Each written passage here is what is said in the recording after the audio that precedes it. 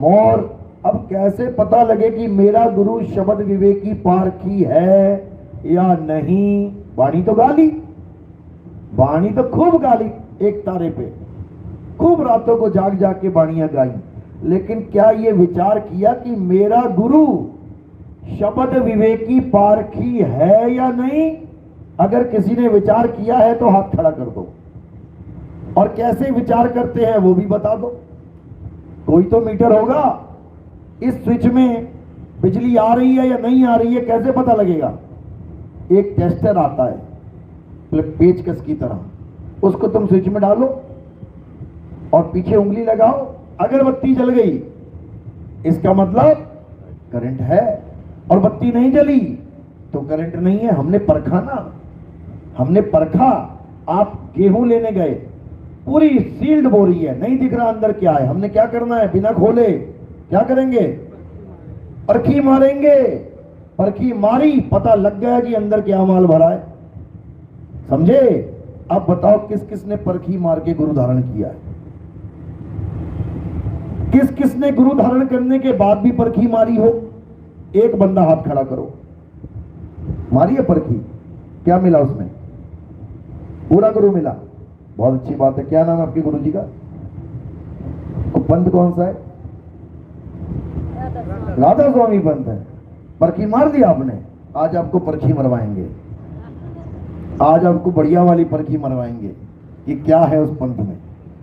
पहले तो ये देख लेते कौन कौन से पंथ वाले बैठे हैं। राधा स्वामी कौन है? हाथ खड़े कर दो। अच्छी बात है, बहुत अच्छी बात है।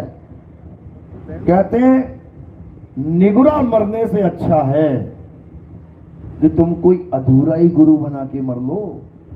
डॉक्टर बनने से अगर नहीं बन पा रहे हो, अच्छा है, अरे तू 10वीं तो पास कर ले। 10वीं नहीं कर पा रहा, 5वीं तो कर ले। 5वीं नहीं कर रहा, पहली तो कर ले। कम से कम अंगूठा छाप तो नहीं कहलाएगा। कहीं फॉर्म भरना पड़ेगा तो लिख देगा नाम अपना। बहुत अच्छी बात है। और कौन कौन से हैं? दंदन सतगुरु वाले हैं, रामपाल जी वाले हैं, कोई घासीदास जी वाले, घीसा संत वाले, घीसा साहब वाले बहुत हैं। अच्छी बात, बहुत बढ़िया। 90% वही है। बहुत बढ़िया है, क्योंकि घीसादास जी को सतगुरु बंदी छोड़ कबीर साहब स्वयं नाम दीक्षा देने आए थे। गरीबदास जी को स्वयं नाम दीक्षा देने आए थे। दादू जी को स्वयं नाम दीक्षा देने आए थे। सब संतों को स्वयं नाम दीक्षा देने आते हैं, लेकिन आते क्यों हैं? कारण क्या है? क्या कबीर साहब से पहले कोई भगवान का नाम नहीं था दुनिया में? था कि नहीं? तो भगवान का नाम ही तो जपवाने आएंगे वो। जब पहले से है तो क्यों आएंगे? तुम्हारे घर में चीनी पड़ी है, तुम चाय बनाने लगो, चीनी का डब्बा भरा है, तो क्या दुकान पे जाओगे चीनी खरीदने? क्यों नहीं जाओगे? क्योंकि तुम्हारे यहाँ पहले से ही चीनी है। मूर्ख होगा जो अपनी चीनी ना उठा के दुकान पे जा रहा है 2 किलोमीटर साइकिल चला के चीनी लेने। तो कबीर साहब यहाँ क्यों आए? क्या उनसे पहले कोई भगवान, अल्लाह, वाहिगुरु, गॉड का नाम नहीं था? था कि नहीं था? था। तो वो नाम जप के भगवान नहीं मिलना था क्या? इस पंथ में क्यों आए हम लोग? नाम जपने। क्या इस पंथ के अलावा कोई पंथ नहीं है जो नाम जपवा रहा है? यहां भी नाम जप रहे हो, वहां भी नाम जपना है, हर जगह नाम जपना है। तो सतगुरु और अधूरे गुरु में फर्क क्या रहा? लगाओ पारखी, परखी लगाओ। गुरु लोग कहते हैं कि बाहर दुनिया लड़ रही है, अल्लाह, वाहिगुरु, गॉड, भगवान के नाम पे 4 भगवान बना दिए लोगों ने। मूर्ख हैं वो लोग, ऐसा बोल के तुम्हें बुलाते हैं। और जब तुम जाते हो वहां नाम लेने, परमात्मा कितने हैं? कितने परमात्मा हैं? एक। और गुरु जी ने नाम कितने दिए? 5। 4 को छोड़ के हम एक को ढूंढने गए, और उसी गुरु ने हमें एक को 5 बना दिया। लगाओ पारखी, लगाओ पारखी। हिंदू, मुस्लिम, सिख, ईसाई का झगड़ा हमें सुना दिया कि सब पागल हैं, एक भगवान को 5 बना के, 4 बना के बैठे। जब हम उनके पास गए एक को पाने के लिए, तो फिर 5 पकड़ा दिए। अब वो नाम है किसके? राम, पता लगा ना कौन है? राम जी, श्री राम, पता लग गया। कृष्ण जी, पता लग गया। हनुमान जी, पता लग गया। देवी माता, पता लग गया। कबीर जी, नानक जी, रविदास जी, पता लग गया। अब बताओ ज्योत निरंजन, पता लगा कौन है ये? कौन है ये ज्योत निरंजन? किसी को पता है तो हाथ खड़ा करो, जो जपते हैं वो हाथ खड़ा करो। ज्योत निरंजन कौन जपता है? हाथ खड़ा करो। कौन है? किसका नाम है? ये काल महाराज का नाम है, इससे ऊपर कोई है ही नहीं। यानी आप काल के पुजारी हो गए। सुनो, ये काल भगवान का, सुनो सुनो, अच्छी बात है, ज्ञान है, बहुत अच्छी बात है। ज्योत निरंजन ये एक है, ये दो हैं? ये एक नाम है या दो नाम है? कितने हैं? आप मत बोलो ना, आप लोग को तो पता है। जिनसे पूछ रहे हैं उनसे, जो जप रहे हैं उनको बोलने दो। ज्योत निरंजन एक है या दो है? पता ही नहीं है, एक है। फिर तो केवल ज्योत बोलने थे या केवल निरंजन बोलने थे? ज्योत निरंजन सिया राम एक है या दो है? एक है या दो है? एक है। सिया राम दो है, ज्योत निरंजन दो है। ज्योत कौन है? ज्योता वाली माता, ये ज्योत है। और निरंजन कौन है? अलग निरंजन। इसी को पुरुष प्रकृति कहते हैं, इसी को मन और माया कहते हैं। अब जो लोग ज्योत निरंजन को जप रहे हैं वो मन और माया को जप रहे हैं। चाहे ज्योत निरंजन कह लो, चाहे जप लो मन माया, मन माया, मन माया, मन माया। क्योंकि मन ही ज्योत है। मन तू ज्योत स्वरूप है, अपना मूल। अच्छा, और जो कह रहा है कि परमात्मा ज्योत है, अभी उसे परमात्मा की ABCD भी नहीं पता, परमात्मा है क्या। चलो मान लिया ज्योत निरंजन सबसे बड़ा काल है, ठीक है। अब ओंकार कौन है? अब ओंकार कौन है? कौन है ओंकार? नहीं पता, लेकिन परख लिया इन्होंने। निरंकार कौन है? अब तीसरा पुरुष आ गया। निरंकार कौन है? कहां रहता है ये? किसने पैदा कर दिया इसको? सोहन कौन है? सतनाम कौन है? कुछ नहीं पता, बस जो गुरुजी ने दे दिया वही लग गए तोते की तरह रटने। तोते को कुछ नहीं पता होता। तुम तोते से राम जपो, राम राम राम राम, और 4 फोटो आगे लगा दो, एक हनुमान जी की, एक कबीर साहब की, एक नानक जी की, एक राम जी की, और तोते को पूछो कौन है, किसका नाम जप रहा है तू, बता नहीं पाएगा वो, क्योंकि वो जप रहा है, उसको समझ नहीं है। इसी प्रकार जो 5 नाम जप रहे हैं वो जप रहे हैं तोते की तरह, लेकिन उन्हें समझ नहीं है कि ये 5 नाम किनके हैं। जिस दिन समझ में आ गई ना, उस दिन सब छोड़ छाड़ के भाग जाओगे। उस दिन खोज शुरू हो जाएगी कि वो कौन है जो एक है। तेरा एक नाम तारे संसार, एको सिमरो नानका जो जल थल रहा समाए, और वाही को क्यों सिमरिए जो जम्मे ते मर जाए। नानक साहब ने कभी कहा ही नहीं कि 2 को सिमरो, और तुम 5 को सिमर रहे हो। कमाल कर दी। तो यहां पारगी लग के ये फेल हो गया पंथ। और कोई बता दे और कौन कौन से पंथ है? घीसादास जी महाराज का, बहुत अच्छी बात है। अब घीसादास जी महाराज का जो पंथ है उसमें क्या नाम मिलता है मुझे नहीं पता। मैं केवल पारखी लगाऊंगा और आपने ये परख कर लेनी है कि मेरे पास क्या है। पारखी लगाऊंगा मैं। 3 प्रकार के नाम होते हैं जो संसारी गुरु देते हैं, यानी जो वो गुरु देते हैं जो शरीर के साथ जोड़ते हैं। कौन कौन से वो नाम है? पहला नाम है जाप, यानी कुछ भी नाम जपा दिया। ओम सोहन, निरंकार, जय सतनाम, श्री राम, राधे राधे, कोई भी, वाहेगुरु वाहेगुरु, अल्लाह अल्लाह, ये नाम बोलने वाले नाम होते हैं। जाप ये किसने बनाए? ये नाम कहां से आए? ये हिंदी पंजाबी के नाम, भाषाओं के नाम कहां से आए? याद करो वो दिन जब केवल आदि मानव था। पढ़ा है ना बचपन में आदि मानव। आदि मानव क्या पहनता था? कौन से ब्रांड के कपड़े? कुर्ता पहनता था, धोती पहनता था, सलवार सूट क्या पहनता था? कुछ भी नहीं। आदि मानव कौन सी खेती करता था? ज्वार, बाजरा, केला, गन्ना, कुछ भी नहीं। आदि मानव को तो यह भी नहीं पता था कि 5वां तत्व क्या होता है। 5 तत्व है ना इस संसार में। कौन कौन से? आकाश, वायु, धरती, जल और अग्नि। तो पांचवा तत्व जो उसे नहीं पता था कौन सा था, जिसकी खोज करी उसने? अग्नि की खोज करी। जब उसने शिकार किया, पत्थर से पत्थर टकराया, तब उसको पता लगा कि भाई ऐसे कुछ निकलता है। तब उसने आग की खोज करी, और आग की खोज कर कर भी वो ये नहीं बोल पाया कि ये आग है, क्योंकि उस वक्त कोई अक्षर भी नहीं था। जिसकी उसने खोज कर डाली उसका नाम भी वो ना रख पाया कि इसको मैं कहूं क्या। ये सोची कब आई? जब धीरे धीरे धीरे धीरे बुद्धि का विस्तार हुआ।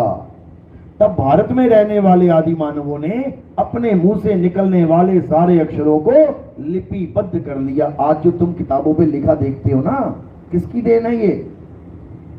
उन्हीं आदि मानवों की, जो अपने मुंह से निकलने वाले हर अक्षर को लिखना सीख गए। मुंह से निकला आ तो उसने लिखा आ, मुंह से निकला ई उसने लिखा ई, मुंह से निकला ऊ उसने लिखा ऊ। वही आज तुम अपने बच्चों को भी पढ़वाने के लिए स्कूल भेजते हो, आ ई ऊ ऊ, क्योंकि तुम्हारा बच्चा भी आदि मानवी है। जब तुम्हारा बच्चा पैदा होता है तो क्या पहन के पैदा होता है? सलवार सूट की पैंट कमीज, नंगा आता है। जब तुम्हारा बच्चा पैदा होता है कौन सी भाषा बोलता है? भले इंडिया में पैदा हो गया, अमेरिका, यूके, जर्मनी में, कौन सी भाषा बोलेगा? कोई भाषा नहीं बोलेगा। कौन से अक्षर का उसको ज्ञान है? हेलो, कोई बात,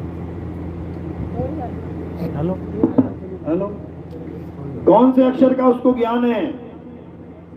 किसी अक्षर का नहीं। अब जैसे उस आदि मानव ने अपने सारे लोगों को एक जगह बैठा के पढ़ाना सिखाया होगा, पढ़ना लिखना सिखाया होगा कि आज के बाद में आ बोलूंगा तो तुमने आ ऐसे लिखना है, ई बोलूंगा तो ई ऐसे लिखना है, वही चीज हमारे बच्चों को दी जा रही है। सेम धीरे धीरे धीरे धीरे जो भी उसको दिखाई दिया उसका एक नाम रख लिया। पेड़ दिखाई दिया, पेड़, आवाज निकाली पेड़। जब भी मैं पेड़ बोलूं तो ये पेड़ है, लिखना कैसे है, और वो पेड़ है क्या उसका चित्र बना दिया, चित्र समझा दिया। वही सेम चीज बच्चों को पढ़ाई जा रही है। वही सेम,